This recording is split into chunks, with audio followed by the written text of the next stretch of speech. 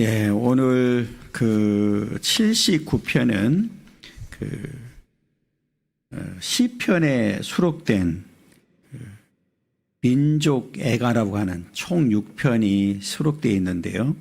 44편, 60편, 74편, 오늘 읽은 79편, 80편, 90편 이렇게 민족 애가라고 이렇게 부르게 됩니다. 그래서 오늘 민족 애가 중에서 시편 150편 중에서 6편이 민족 애가가 수록되어 있는데 네 번째입니다. 오늘 본문의 그 역사적인 배경은 우리가 잘 아는 대로 남쪽 유다가 멸망당했을 당시를 배경하고 있습니다.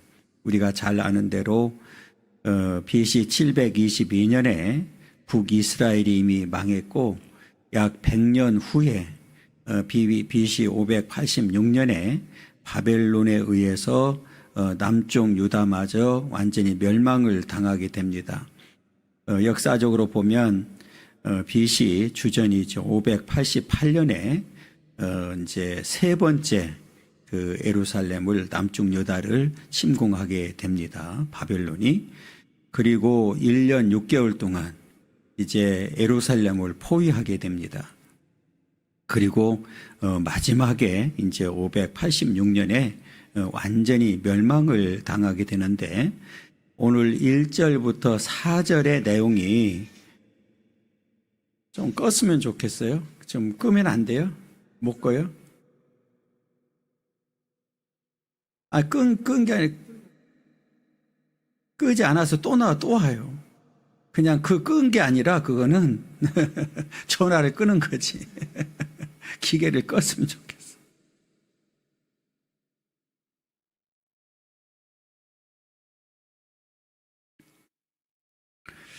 그 586년에 이제 남쪽 유다가 완전히 멸망을 당했는데 그때 상황을 이야기하고 있는 겁니다. 그래서 1절부터 4절까지는 그때 상황이 얼마나 비참했는지를 보여주는 이제 그런 내용이고, 그러면서 시인이 5절부터 9절까지는 하나님 그럼에도 불구하고 이제 회복해 달라고 하는 그런 내용입니다. 그리고 나서 이제 10절부터 13절까지는 원수들을 보응해 달라 이렇게 이야기를 합니다. 역사적으로 보면 남쪽 유다가 바벨론에 의해서 망하게 됐습니다. 우리가 잘 아는 대로 바벨론이라고 하는 나라를 하나님께서 도구로 사용했습니다. 그러면 그냥 우리가 문자 그대로 바벨론에 의해서 유다가 망했을까요? 우리가 이렇게 받아들이면 안 되죠. 물론 남쪽 유다가 바벨론이라고 하는 나라에 의해서 망했지만 망하게 만든 이유가 어디 있느냐, 이게 이제 중요한 거예요. 우리가 잘 아는 대로 하나님께서는 이스라엘 백성들을 선택해서 젖과 꿀이 흐르는 가나안 땅을 이제 약속을 했고 그 땅으로 보내주셨습니다. 그리고 그 가나안 땅에 살고 있던 사람들을 다 멸하라고 이렇게 명령을 했죠. 그리고 거기에서 오직 하나님만을 경외하기를 원했습니다. 우리가 잘 아는 대로 북이스라엘은 그 나라가 형성된 이후에 바르게 한 번도 하나님을 섬긴 적이 없어요. 그러니까 죄로 아주 물들어 있었던 나라였기 때문에 그 망하는 건 필연적이었었고, 남쪽 유다는 그럼 어땠느냐? 결국은 남쪽 유다도 타락을 했습니다. 그러니까 역사적으로 보면 이스라엘 백성들, 북이스라엘 말할 것도 없고 남쪽 유다도 하나님을 바르게 섬기지 못했고 우상을 숭배하고 타락했기 때문에 결국은 망하게 된 거지, 그저 바벨론이라고 하는 나라는 도구에 불과한 거고, 이 나라가 멸망하게 만든 원인은 이스라엘 백성들에게 있었다. 오늘 스스로 이야기하기를 1절에 보면 이렇게 이야기합니다. 하나님이여 이방 나라들이 주의 기업이라고 이렇게 이야기를 합니다. 하나님께서 준 기업이지요. 가나안 땅이 기업이었고 그 기업은 또 이스라엘 백성들 스스로를 말하고 있죠. 유다 백성들을 말하고 있습니다. 그 땅에 들어와서 주의 성전을 더럽혔다. 우리가 잘 아는 대로 성전은 그 당시의 성전은 이스라엘 백성들에게서는 있어서는 삶의 중심지였습니다.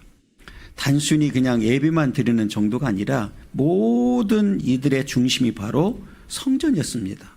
그리고 우리가 잘 아는 대로 이 성전은 지성소와 이제 그 성소로 이제 나누게 되잖아요. 그리고 이스라엘 백성들조차도 사실은 그 성전 안에 다 들어가질 못했어요.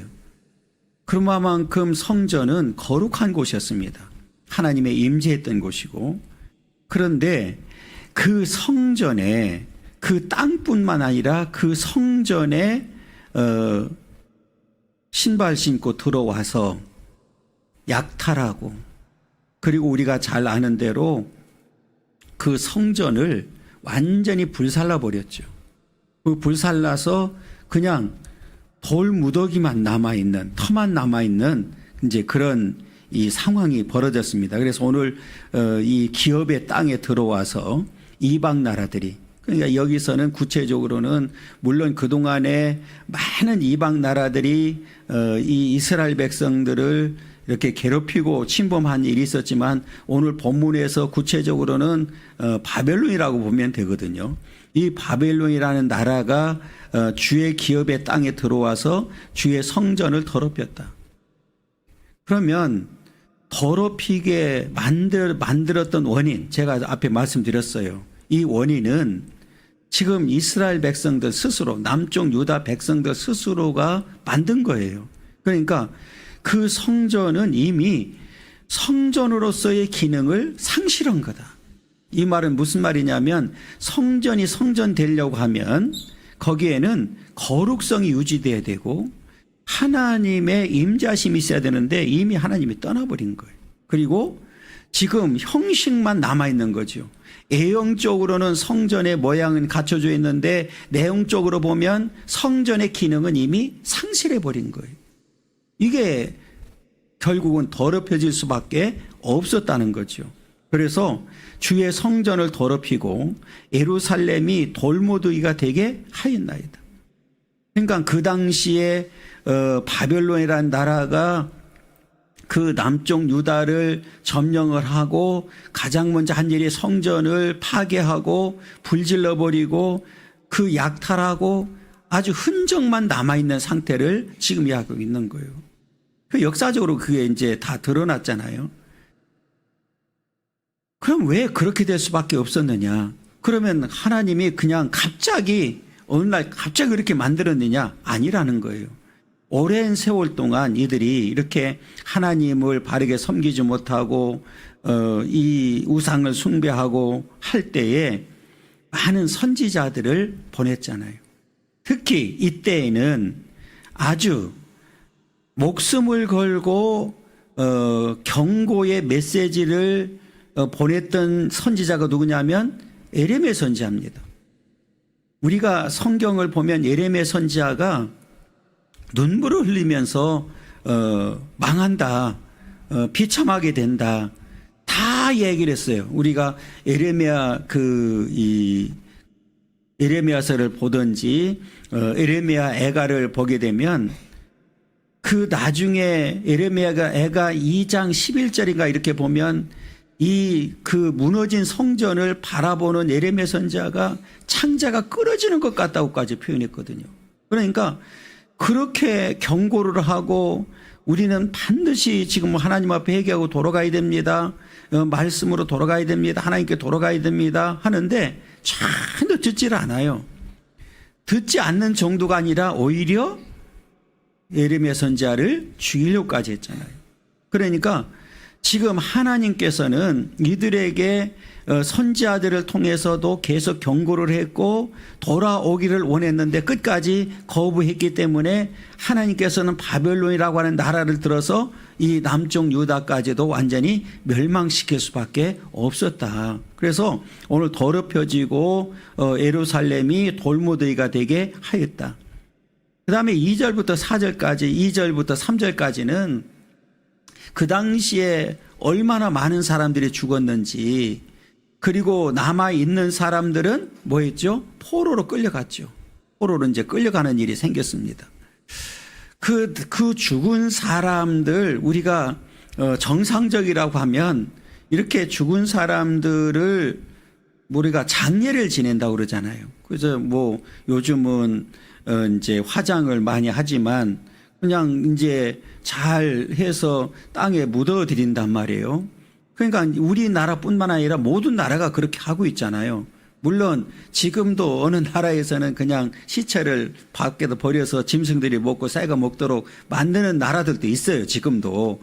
그러나 대부분의 나라들은 그 당시에 지금 이스라엘 백성들도 장례법은 뭐 굴에 넣든지 하여튼 이렇게 한단 말이에요. 그런데 지금 얼마나 많은 사람들이 죽었는지 장례를 지낼 수가 없는 거예요. 그게 이제 2절과 3절입니다. 그러니까 그 시체를 그냥 널려져 있는 거고 짐승들이 먹고 새들이 먹도록 만들어버렸다. 그 2절과 3절 한번 읽어보면 그들이 주의 종들의 시체를 공중의 새에게 밥으로 주의 성도들의 육체를 땅의 짐승에게 주며 그들의 피를 예루살렘 사방에 물같이 흩어져 흘렸으나 그들을 매장하는 자가 없었어요. 그러니까 얼마나 비참한지를 보여주는 거예요. 그러니까 하나님이 없는 삶이, 성전은 말할 것도 없고 당시에 그 지도자를, 우리가 전쟁에서 이렇게 전쟁을 하게 되면 물론 무조건 뭐 닥치는 대로 죽이기도 하지만 이렇게 전쟁에서 이제 뭐 승리하게 되면 누구부터 죽일까요? 지도자들이잖아요. 그렇잖아요. 지도자들 먼저 죽일 수밖에 없죠. 그러면 당시에 종교적으로나 정치적으로 지도자들이 먼저 죽을 수밖에 없잖아요. 그리고 쓸만한 사람들은 성경에 보면 다 포로로 잡아갔단 말이에요. 그러니까 이 땅에는 지금 심지어는 그 시체마저 처리할 수 있는 상황이 안 되었다. 그러니까 그 당시에 남쪽 유다가 바벨론에 의해서 망할 때의 상황을 보면 얼마나 비참했는지를 보여주고 있거든요. 그리고 그들이 이제 이스라엘 백성들, 이제 뭐 남쪽 유다 그 백성들은 자부심을 가지고 있었어요. 우리는 선민이다. 우리는 하나님이 우리를 지키신다는 이제 이런 생각을 가지고 있으면서도 그동안에 그렇게 실제로 살았잖아요. 우리가 출애굽에서 광야를 오고 가나안 땅에 도착해서 사는 동안에도 그렇게 하나님께서 역사해 주셨거든요. 하나님은 지금도 이스라엘 백성들을 향한 그 사랑은 변함이 없어요. 문제는 누구한테 있는 거예요? 지금 백성들이 있는 거예요.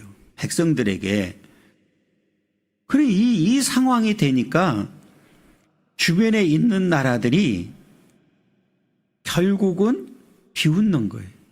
그래서 이제 4절이 그 얘기예요. 4절이 보면 우리는 우리 이웃에게 비방거리가 되며 우리를 에워싼 자에게 조소와 조롱거리가 되었습니다.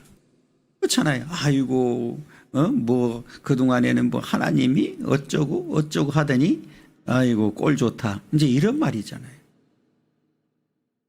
그러니까 지금 결국은 이 멸망을 남쪽 유다까지 멸망을 받음으로 인해서 하나님의 영광을 또 가리게 되는 일이 벌어진 거예요. 그동안에 하나님을 섬기고 또 예배하고 교제했던 성전이 무너지고 비참하게 지금 이제 종말을 맞이하면서 그 이웃 나라들이 조롱하고 비웃고 조소하고 이게 비방거리가 되어버린 거예요. 그러니까 오늘날로 우리가 이제 보면 이제 코로나를 거치면서 교회가 어느 날 보니까 비방거리가 돼버린 거예요. 나라에서 그렇게 만든 원인도 있죠. 그냥 교회가 무슨 그 온상의 집단인 것처럼. 우리도 경험했잖아요. 우리 교회도 경험했잖아요.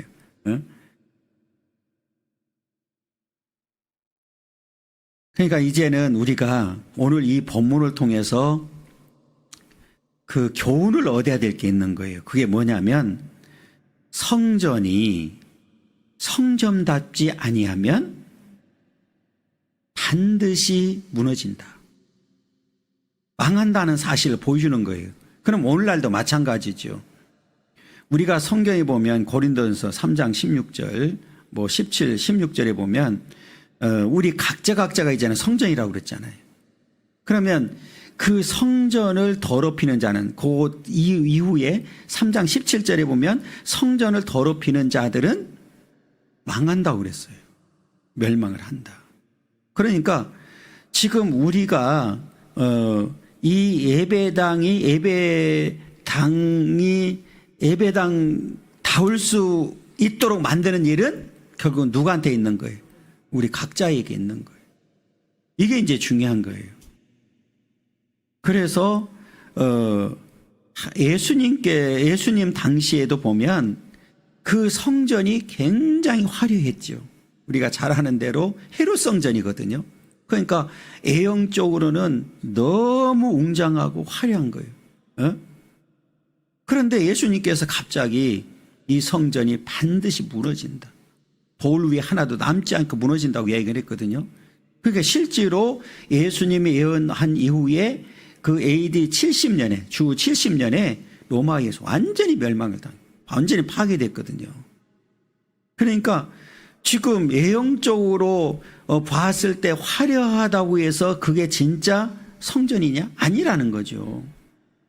그 안에서 예배 드리는 자들의 중심이 중요하다는 거죠.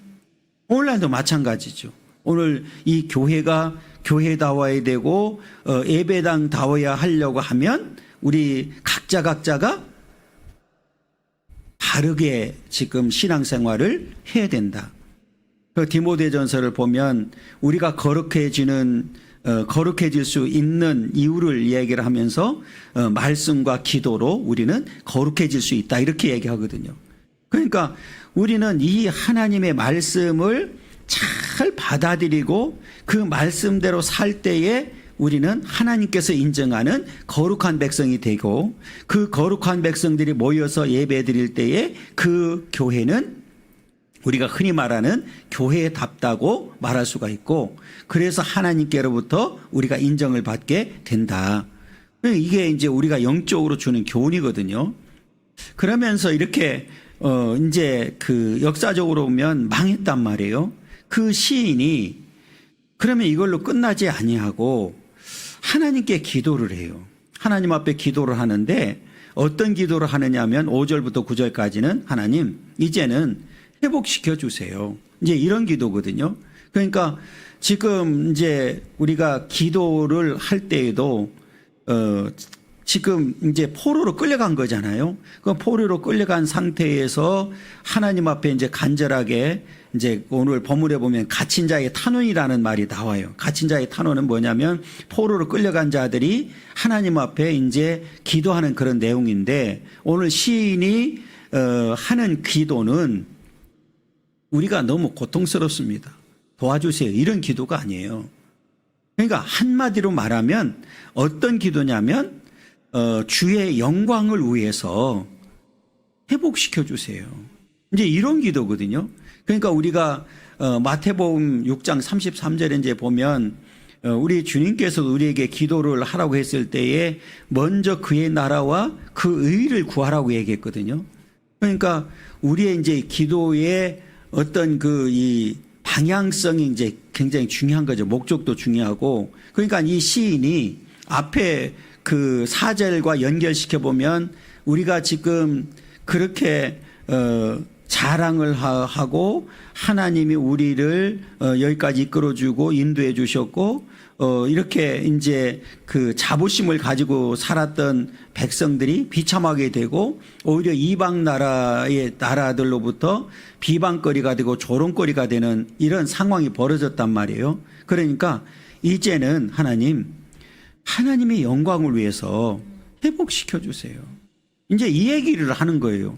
그러니까 단순히 우리가 지금 망하고 나라가 없습니다, 포로로 끌려가서 지금 비참하고 고난을 받고 있습니다, 이런 얘기가 아니라 지금 그 상황은 맞는데 그것보다 우선적으로 해야 될 일이 뭐냐면 하나님의 영광을 위해서, 주님의 영광을 위해서 회복시켜 주세요. 이제 이런 기도를 하게 됩니다.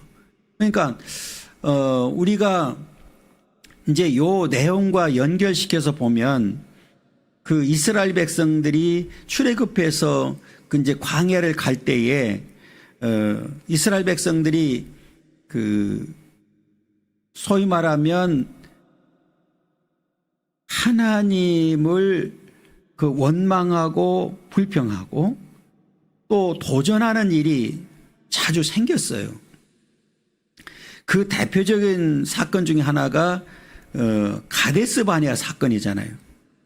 가데스 바네아 사건은 우리가 잘 아는 대로 12 정탐꾼을 이제 그 이스라엘 땅에 보내잖아요. 그리고 돌아와서 보고를 하게 됩니다. 그러니까 여호수아와 갈렙을 제한 10명이 부정적으로 얘기하잖아요. 그때에 그 이스라엘 백성들이 가나안 땅으로 돌아가려고 합니다. 가나안 땅으로 돌아가려고 하면서 굉장히 이제 그 반항하는 이런 일들이 생겼습니다. 그때 하나님께서 성경을 보면 아주 대노를 하십니다. 그러면서 뭐라고 말씀하시느냐 하면 다 멸망을 시켜버리고 모세 너를 통해서 새로운 민족을 만들겠다, 이렇게 이제 선언해 버리거든요. 그러니까 그때 하나님께 모세가 기도합니다. 그때도 모세가 뭐라고 했냐면 하나님의 영광을 위해서 용서해 주세요, 이렇게 기도합니다. 그러니까 하나님의 영광을 위해서 이들이 다 멸망을 당한다고 하면, 하나님 말씀대로 다 멸망을 당하면 하나님의 영광을 가려집니다. 그러니까 하나님의 영광을 위해서 용서해 주세요. 그래서 하나님이 그때 그 모세의 기도를 들으시고 용서를 해 주셨단 말이에요. 그러니까 오늘날도 우리가 이 기도에 있어서 중요한 내용은 예수님께서도 말씀하셨던 대로 그의 나라와 그의 의를 이제 구하는 이 기도가 굉장히 중요하다. 그래서 오늘 본문의 내용도 먼저 우리가 9절을 한번 읽어보겠습니다. 9절 읽겠습니다. 우리 구원의 하나님이여, 주의 이름의 영광스러운 행사를 위하여 우리를 도우시며 주의 이름을 증거하기 위하여 우리를 건지시며 우리 죄를 사하소서. 그러니까 한마디로 말하면 주의 영광을 위해서, 하나님의 영광을 위해서 용서해 주세요. 그리고 회복시켜 주세요. 이렇게 기도합니다. 그 기도를 하나님께서 이제 나중에 보면 들으시죠.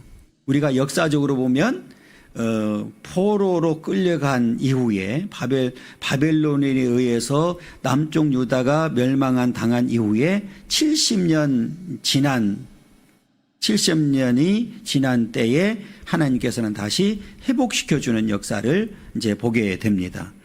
그래서 이제 5절에 읽어보면 여호와여, 어느 때까지니까 영원히 노하시리이까 주의 질투가 불붙듯 하시리이까. 어느 때까지입니까? 영원히 노하시리이까.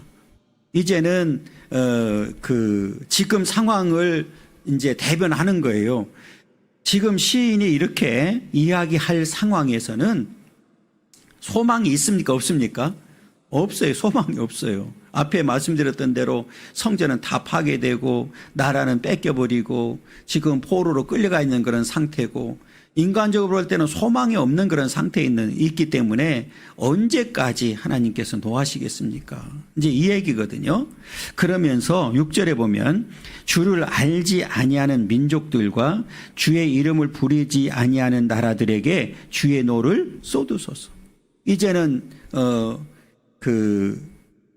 10절부터 13절까지가 이제 보응해 달라고 하는 그런 내용이거든요. 그러니까 하나님, 그 동안에는 이런 나라들을 들어서 선민이었던 백성들을 징계하는 데 사용됐는데, 하나님 이제는 그들에게 하나님의 진노를 쏟으셔서 이제 백성들을 회복시켜 달라고 하는 그런 내용이거든요.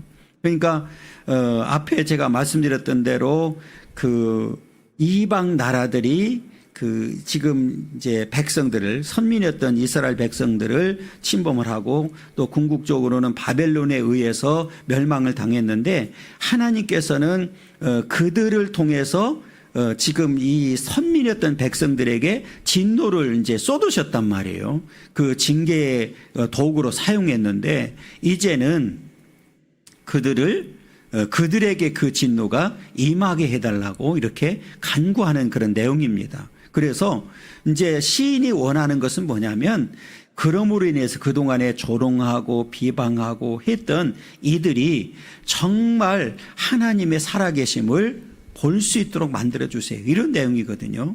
그러니까 지금 앞에 이스라엘 백성들이 남쪽 유다가 망하는, 이제 북이스라엘이 이미 망했으니까 남쪽 유다도 망하는 모습을 보면서 조소를 하고 비방했단 말이에요. 비웃었단 말이에요. 그러니까 더 이상 비웃음거리가 되지 않도록 하나님은 여전히 지금 살아계시고 하나님이 역사하신다는 사실을 하나님 보여주세요. 이제 이런 내용입니다. 그러니까 이제 어느 때까지 하나님이 진노하시겠습니까? 그러면 그 진노를 이제 이 백성들에게는 그쳐주시고 이제 이스라엘 백성들, 남쪽 유다들을 괴롭혔던 나라들, 더 구체적으로 한다면 바벨론이라는 나라를 하나님께서 그 나라에 진노를 쏟아주셔서 그들이 하나님의 살아계심을 볼 수 있도록 만들어주세요. 이제 이런 내용입니다.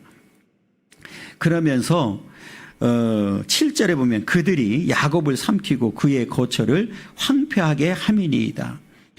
우리 조상들의 죄악을 기억하지 마시고 주의 긍휼로 우리를 속히 영접하소서. 우리가 매우 가련하게 되었나이다. 이 말은 무슨 말이냐면, 잘못하면 마치 우리가 지금 당시의 상황으로 말을 하면, 우리가 망한 이유는 우리 조상들의 죄 때문에 망했습니다. 이렇게 받아들일 수 있거든요. 그런데 실제로 보니까, 역사적으로 보면 포로로 끌려갔던 많은 이 유다 백성들, 이스라엘 백성들이 조상들의 죄로 돌린 게 맞더라고요. 그러니까 우리가 흔히 그런 얘기 하잖아요. 잘 되면 누구 탓? 잘못되면? 아이고 잘하네. 나는 그냥 묻기만 했어요. 그건 여러분들이 대답한 거야. 그러니까 여기서도 그런 거예요. 그런데 오늘 이 시인이 말하는 내용은 조금 차원이 다릅니다. 이 말은 무슨 말이냐면, 그냥 전적으로 조상들의 죄 때문에 우리가 이렇게 됐습니다, 이제 이런 게 아니고, 조상 때부터 내려온 죄가 끊어지질 않은 거예요. 이제 요 말입니다. 그러니까 그 죄가 끊겨져야 되잖아요. 그렇잖아요? 어느 순간에 끊어져서 그게 더 이상 죄가 내려오지 못하게 만들어야 되는데, 조상들이 지은 죄를 지금도 여전히 짓고 있는 상태. 이제 요걸 지금 지적하는 거예요. 그러니까 남쪽 유다가 망할 수밖에 없었던 이유는 뭐냐면, 그냥 갑자기 그런 게 아니라 오랜 세월 동안 조상들로부터 그게 물려진 거예요. 우상 숭배하고 하나님을 바르게 경외하지 아니하고 사랑하지 아니한 그런 범죄한 사실이 계속 지금 이어서 내려오고 있는 상태예요. 그러니까 우리가 잘 아는 대로 하나님은 앞에 말씀드렸던 대로 오래 참으셨죠. 그리고 많은 선지자들을 보내서 회개하고 돌아오도록 경고했음에도 불구하고 받아들이지 아니했기 때문에 결국은 망할 수밖에 없었다 그 말이거든요. 그러니까 오늘 이 그 8절은 우리가 잘 이해해야 될 게 뭐냐면 우리 조상들의 죄악을 기억하지 마시고, 그러니까 조상들로부터 내려왔던 그런 이 죄들 이제는 하나님 기억하지 말아달라고 이제 이야기를 하죠. 이 말은 어디하고 연결되느냐면 11절 한번 읽어보겠습니다. 11절. 갇힌 자의 탄식을 주의 앞에 이르게 하시며, 그랬어요. 갇힌 자의 탄식이 뭐냐면 앞에 잠깐 말씀드렸던 대로 포로로 끌려가 있는 상태인데 이들이 지금 뭐하고 있느냐면 하나님께서 70년 포로 생활을 하게 만든 이유는 깨닫기를 원했죠. 그래서 실제로 지금 회개하고 있음을 보여주는 거예요. 그러니까 이제는 우리가 회개하니 하나님께서 이제는 용서해 주시고 그 다음에 회복시켜 주세요. 그리고 우리를 괴롭혔던, 우리를 이렇게 힘들게 했던 나라들을 보응해 달라고 이렇게 이제 기도하면서 마치는 내용이 이제 오늘 본문의 내용이거든요. 그러니까 오늘 우리가 조상들로부터 내려온 죄를 하나님 기억하지 말아달라는 얘기는 우리가 지금 회개하고 있습니다. 이제 이런 내용이죠. 그러니까 우리가 잘 아는 대로 바벨론 70년 세월 동안에 그 이스라엘 백성들이, 남쪽 유다 이 백성들에게 가장 중요한 일은 뭐냐면 우리가 왜 망했는지를 깨닫기를 원했고 거기에서 회개하고 돌아오기를 원하셨죠. 그래서 우리가 그 70년이라고 하는 그 세월이 허송 세월이 아니라 이들이 바르게 깨닫고 돌아오는 시간이었다, 이렇게 보면 되거든요. 그래서 우리가 잘 아는 대로 70년 만에 페르시아라고 하는 나라를 새롭게 등장시켜서 바벨론이라는 나라가 사라지도록 만드는 역사가 있었습니다. 이게 이제 하나님께서 베풀어 주신 은혜였다, 이렇게 보면 됩니다. 그러면서 주의 긍휼로 우리를 속히 영접하소서. 우리가 매우 가련하게 되었습니다. 이제는 그 하나님 진노를 거두시고 더 이상 죄를 기억하지 마시고 우리를 영접해 주세요. 그리고 우리가 너무 지금 비참하게 되어 있는데 하나님 속히 회복되기를 원합니다. 그 회복되어야 되는 이유는 단 하나입니다. 주의 영광을 위하여. 이제 이게 그 오늘 시인이 이제 요구했던 목적이죠. 그러니까 앞에 말씀드렸던 대로 우리 그 단순히 그냥 우리가 이 포로에서 빨리 벗어나야 된다 하는 그런 생각보다는 우리가 벗어남으로 인해서 하나님의 영광이 다시 드러나기를 원했던 거예요. 그리고 오늘 또 하나 이제 본문을 통해서 우리에게 주는 교훈은 뭐냐면 하나님의 징계는 기한이 있다는 거예요. 반드시 기한이 있다. 그러니까 이 기한을 이제 우리는 모르죠. 징계를 당하는 사람들은 알아요, 몰라요? 모르죠. 그런데 누구는 알고 계세요? 하나님은 알고 계신다는 거죠. 그러니까 하나님은 처음부터 이스라엘 백성들을 완전히 멸망시키려고 한 게 아니고 이들이 그냥 놔두면 아닌 게 아니라 더 그 죄가 깊어지니까 때가 되어서 포로로 보내고 그 다음에 거기에서 깨닫고 돌아오기를 원했던 게 하나님의 목적이었다, 이렇게 보면 되죠. 앞에 가데스 바네아 사건도 우리가 잘 아는 대로 이제 이스라엘 백성들을 완전히 멸망시킨다고 선언했지만 그들을 멸망시키지 아니하고 광야 40년을 통해서 사실은 그들이 깨닫기를 원했죠.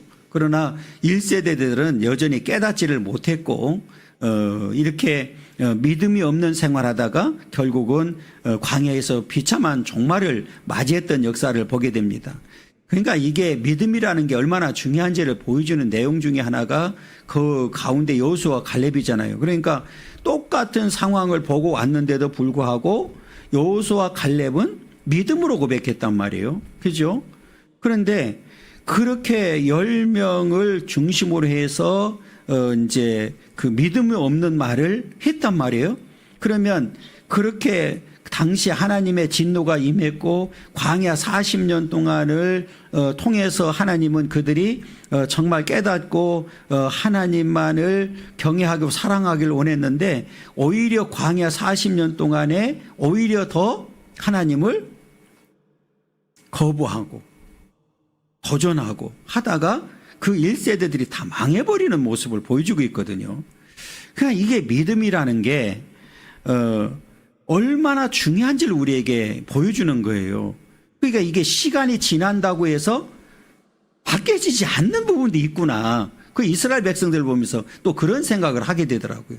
그러니까 우리가 오랜 세월 동안 교회에 다녔다고 해서 정말 그 사람이 믿음이 좋다고 이렇게 볼 수만은 없다는 거지요.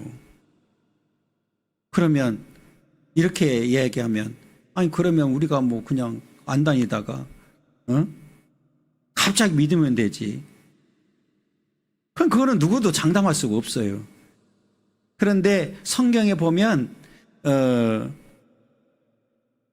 그 구원도 있죠. 우편 강도 같은 경우는 그렇잖아요. 있어요. 있는데 제가 가끔 말씀드리지만 그 우편 강도에게 상급이 있을까? 그냥 성경에 보면 분명히 상급이 있다고 그랬거든요. 상급이 있을까? 그러면 우리가 좀 오랜 세월 동안 이렇게 신앙생활하고 믿음을 잘 지켜서 왔다고 하면 하나님 앞에 섰을 때 우리에게 분명히 상급이 예비되었다. 저는 이렇게 봅니다.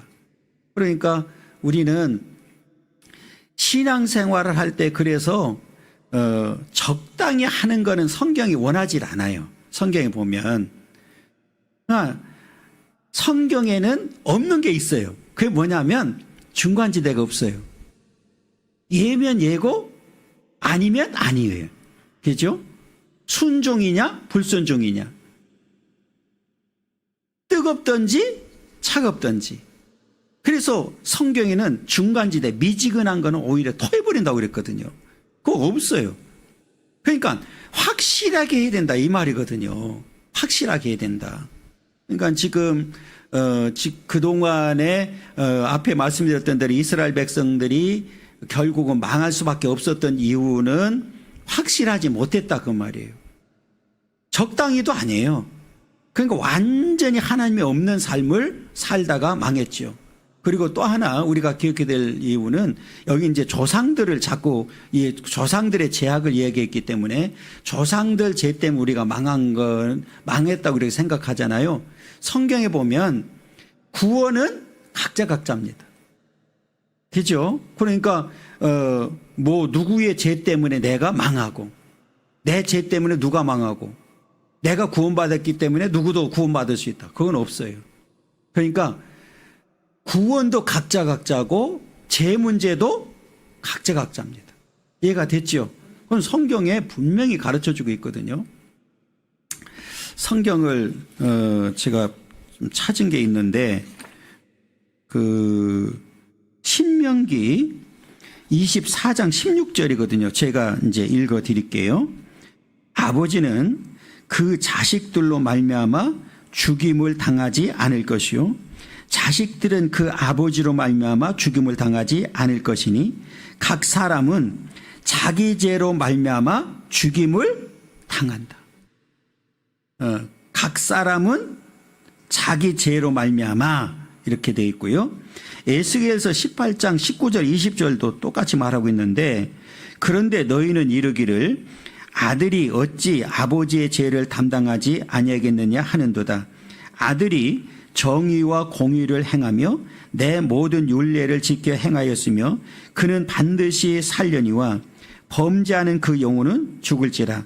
아들은 아버지의 죄악을 담당하지 아니할 것이요 아버지는 아들의 죄악을 담당하지 아니하리니 의인은 공의도 자기에게로 돌아가고 악인의 악도 자기에게로 돌아간다. 그러니까 이 말은 무슨 말이에요? 각자란 말이에요.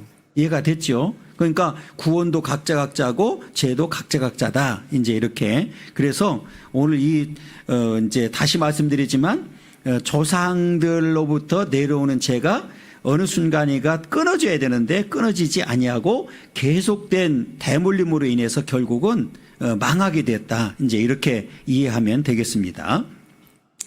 그러면서 이제 앞에 제가 말씀드렸던 대로 5절부터 9절까지는 이제 하나님의 영광을 위해서, 주님의 영광을 위해서 회복시켜 달라고 이렇게 간절히 기도하면서 이제 10절부터 13절까지는 이방 나라들이죠. 그러니까 더 구체적으로 얘기하면 지금 우리를 이렇게 비참하게 만들었던 바벨론이라고 하는 나라를 하나님께서는 보응해달라. 이제 이런 내용으로 이제 오늘 마무리하게 되는데 10절 보면 이방 나라들이 어찌하여 그들의 하나님이 어디 있느냐 말하나이까. 이방 나라들이 조롱하고 비난하는 정도가 아니라 이 말은 뭐냐면 앞에 제가 말씀드렸던 대로 이 선민이라고 자랑했거든요. 우리의 신은 누구예요? 하나님이시다. 그러니까 자랑했는데 지금 이제 망하고 나니까 그 이방 나라들이 누구를 지금 이름을 거명하고 있어요? 하나님이 어디 있느냐? 하나님이 어디 있느냐? 응? 그러면서 주의 종들의 피 흘림에 대한 복수를 우리의 목전에서 이방 나라에서 보여주소서. 이제 복수해달라고 이렇게 얘기를 합니다. 그러니까 지금 하나님이 어디 있느냐고 그러고 비방하고 조소하고 지금 비아냥거리는 그 입들을 좀 막아주세요. 이제 한마디로 말하면 그런 내용이에요. 그래서 하나님께서 복수해달라고 이렇게 얘기를 합니다. 보응해달라. 이 얘기는 이제 뒤집어 버리면 이런 내용이죠. 우리는 아무 힘이 없습니다. 할 수 있는 게 아무것도 없습니다. 하나님이 해주지 않으면 우리는 할 수가 없습니다. 그러니까 하나님이 복수를 해서 우리를 다시 회복시켜 주세요. 이제 이런 내용이죠. 그러니까 사실은 이스라엘 백성들이 출애굽해서 가나안 땅에 정착하고 사는 동안에도 그들 힘으로 산 게 아니잖아요. 그런데 어느 순간인가 하나님이 없어져 버린 거예요. 그리고 되어지는 모든 일들이 누가 잘나서 된 것처럼 자기들이 잘나서 된 사실처럼 받아들인 거예요. 그게 망하는 일이죠. 그러니까 이 말은 성경에서 말하는 대로 극도로 교만해진 거예요. 교만해져 버렸어요. 그래서 하나님을 이제 멸시하는 일이 생겨버렸죠. 그래서 11절은 갇힌 자의 탄식을 주의 앞에 이르게 하시며 이제 회개죠. 그 이제 앞에 말씀드렸던 대로 포로로 끌려갔던 자들이 이제 하나님 앞에 이제 회개하는 그런 내용입니다. 그래서 우리의 탄식이 주의 앞에 이르게 하소서. 우리가 아무리 오랜 시간 동안 기도한다 할지라도 하나님 앞에 이르지 아니하면 그 기도가 무슨 의미가 있겠어, 그렇잖아요. 그러니까 지금 우리의 탄식이, 우리의 회개가 하나님 앞에 상달되기를 원합니다. 이제 이런 내용이죠. 그러니까 앞에 그 하나님께서 이스라엘 백성들을 완전히 멸망시키지 아니하고 포로로 보낸 목적이 바로 여기 있었거든요. 그러니까 그들이 깨닫고 회개하고 돌아오기를 원했던 거예요. 그러니까 앞에 망하기 전에, 나라가 망하기 전에, 비참하게 되기 전에 하나님께서는 선지자들을 통해서 회개하고 돌아오기를 원했는데 그들이 끝까지 거부했기 때문에 나라를 완전히 멸망시켜버리고 지금 이 비참한 상황에 이르게 됐단 말이에요. 그러니까 나라도 뺏겨버렸죠. 성전도 없어졌죠. 지금 이들이 할 수 있는 일이 아무것도 없는 거예요. 그러니까 그때서야 빈털털이 되니까 누구를 생각하는 거예요? 드디어 이제 하나님을 생각하는 거예요. 우리가 흔히 그런 얘기 하잖아요. 흔하면 귀한 거를 알아야 몰라요. 하나님이 너무 많은 것을 주니까 귀한 걸 모르는 거예요.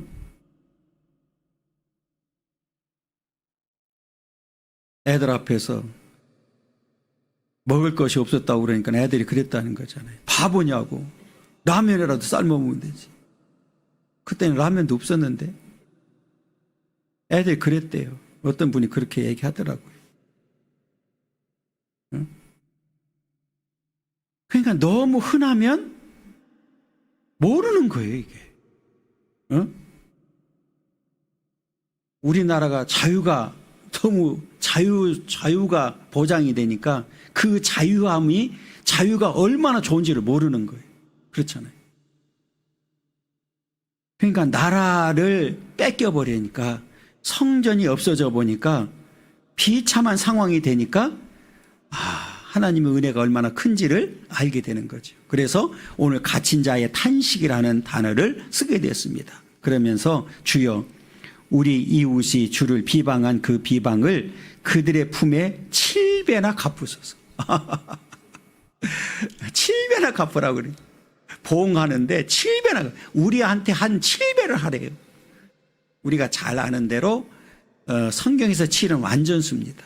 이 말은 완벽하게 보복하시고 우리를 회복해달라고 하는 내용이죠. 그래서 앞에 말씀드렸던 하나님의 심판은 적당히가 있어요, 없어요? 없어요. 그러니까 그 저자도 우리 이웃이 주를 비방한 그 비방을 그들의 품에 7배나 갚아 달라고 이렇게 이제 이야기를 합니다. 그러니까 완벽한 이제 보복을 해 주시고 회복시켜 달라고 하는 그런 내용이죠. 그러니까 이 말은 앞에 제가 말씀드렸던 대로 우리 힘으로는 할 수가 없기 때문에 하나님이 해주지 아니하면 불가능합니다. 이제 이런 내용이죠. 그러니까 이제 어려움을 당해 보니까 우리도 경험했잖아요. 나라 없는 이 서름이 얼마나 큰지를 알았잖아요. 그리고 우리나라도 전쟁이 얼마나 무서운지를 알았잖아요. 그러니까 더 이상 나라를 뺏겨서도 안 되고 전쟁이 나서는 안 되죠. 어떻게 하든지. 그렇잖아요. 그러니까 우리가 이것을 이제 역사는 우리에게 교훈을 주는 거잖아요. 그러니까 그 역사를 통해서 우리는 교훈을 얻어야 되는 거예요. 그러니까 지금 이스라엘 백성들도 포로로 끌려가서 그 역사를 통해서 이제 교훈을 얻게 되는 거죠. 그리고 이제 하나님께서 회복시켜 주지 않으면 불가능하다는 사실을 알게 되었기 때문에 하나님 앞에 지금 간절하게 매달리고 7배나 그들에게 갚아달라고 이제 요구하는 그런 내용을 보게 됩니다. 이 말은 우리 힘으로는 할 수가 없습니다. 그 얘기잖아요. 그 당시에 바벨론이라고 하는 나라는 굉장히 강대국이었기 때문에 주변에 있는 나라들도 바벨론이라는 이름만 들어도 벌벌 떠는 그런 시대였거든요. 그러니까 그 당시에 그들 포로로 끌려간 그들 스스로 그들의 손아귀에서 벗어날 수 있을까요? 없을까요? 없죠. 그렇잖아요.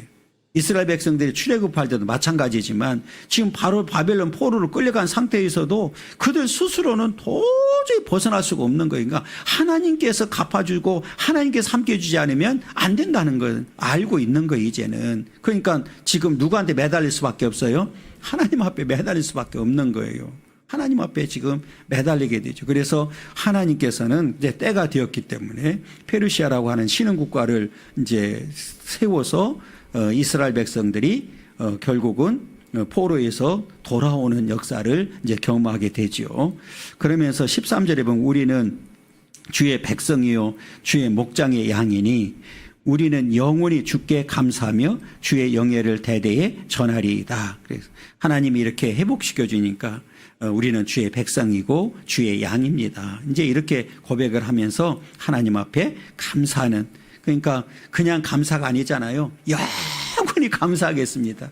그런데 그들이 그렇게 돌아와서 처음에는 막 하나님이 회복시켜 오시니까 감사하고 했는데 감사가 또 사라진 거예요. 세월이 지나면서 이게 문제지요. 예. 사람이 우리가 흔히 그러잖아요. 개구리가 무엇을 기억 못한다고요.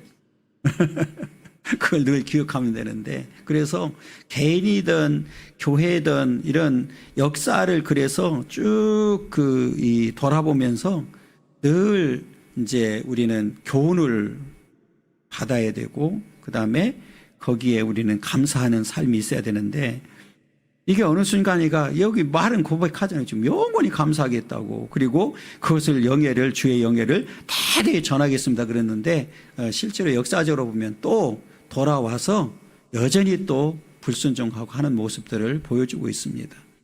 그런 이 역사를 통해서 우리가 배워야 될 교훈은, 영적 교훈은 우리는 하나님 앞에 영원히 오늘 말씀처럼 감사하는 삶이 돼야 된다.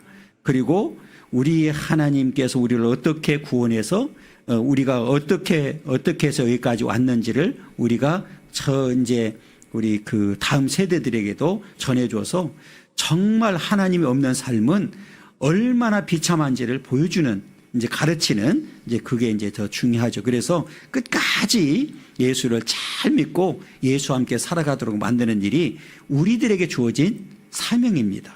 그러니까 그 사명을 우리 교회가 오늘 저와 여러분들이 잘 감당하기를 원하고, 그래서 하나님의 교회가 마지막 때까지 든든하게 세워져서 정말 주어진 사명 끝까지 잘 감당할 수 있는 그 아름다운 교회로 이제 성장할 수 있기를 간절히 소망합니다.